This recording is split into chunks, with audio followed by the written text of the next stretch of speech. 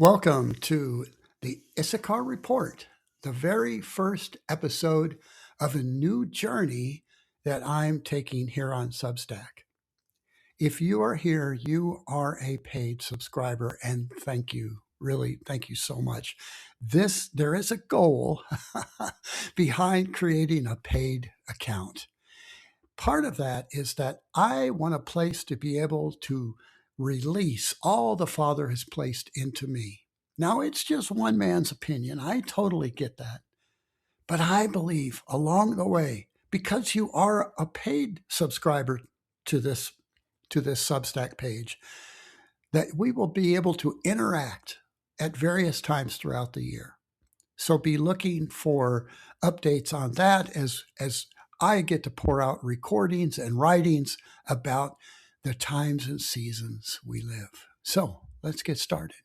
The very first episode of the Issachar Report, and it's titled, It Was the Midnight Shift. So I was awake to ring in 2026. Though, I wasn't trying to stay awake. I've just always been wired for the night shift. With 4 decades on the road and, all concerts and speaking engagements, it kind of permanently set my internal clock, even now, as I run my Substack from the comfort of my home. Well, right at 11:59:59 on New Year's Eve, I felt a distinct shift. As the clock struck midnight, I heard a massive echoing click in my spirit, like a heavy vault door locking into place. It was so profound. It made me sit up and ask, what was that? Normally, God speaks to me in whispers. I don't know how he speaks to you, but, for me, it's a quiet nudge or a sudden realization. But this was different. The revelation dropped into my spirit all at once, heavy, undeniable, even if it took me a few weeks. Well, really, it took a full few months to unpack it. So what's happening? Well, I believe we're at the end of a season of limbo. Here is the core of what I heard. The season of transition has ended. We are entering a season of pouring the foundation.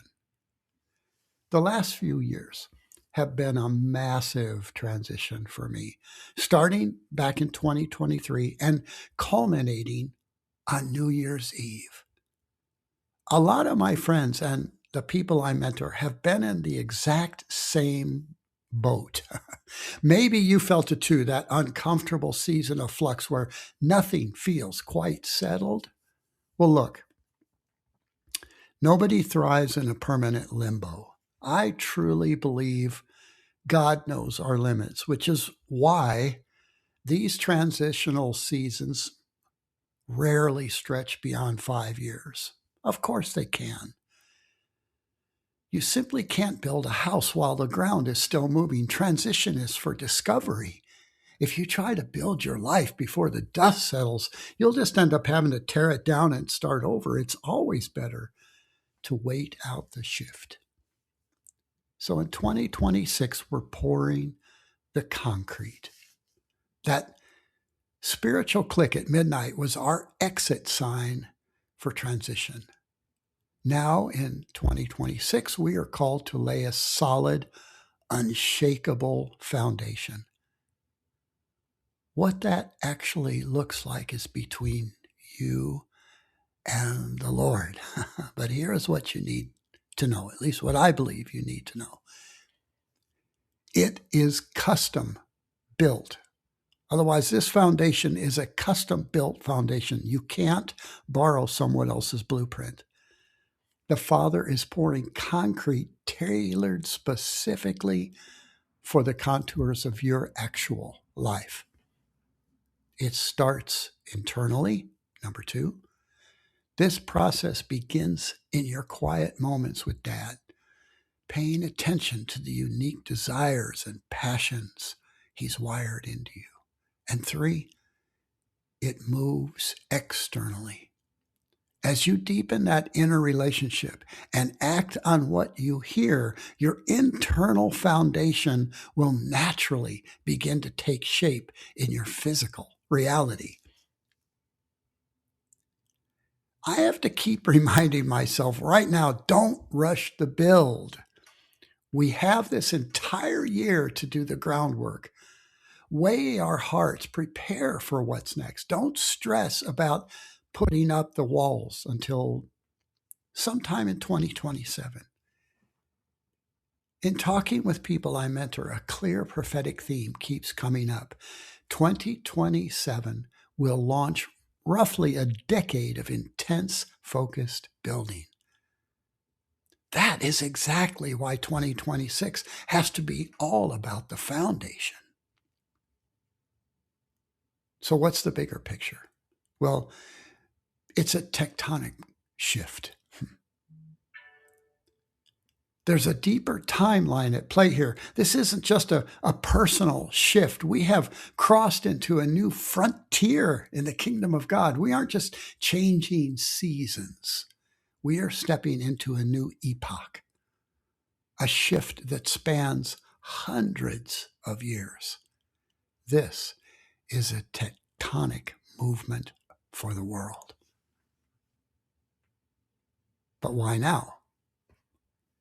You might have heard people talk about the billion soul harvest, or how back in 1913, William Seymour prophesied that in 100 years, we would begin to see an unprecedented move of God.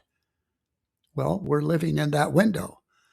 The Father is on the move. If we are going to help steward a wave of 1 billion people encountering Jesus, our personal foundations have to be the strongest they have ever been.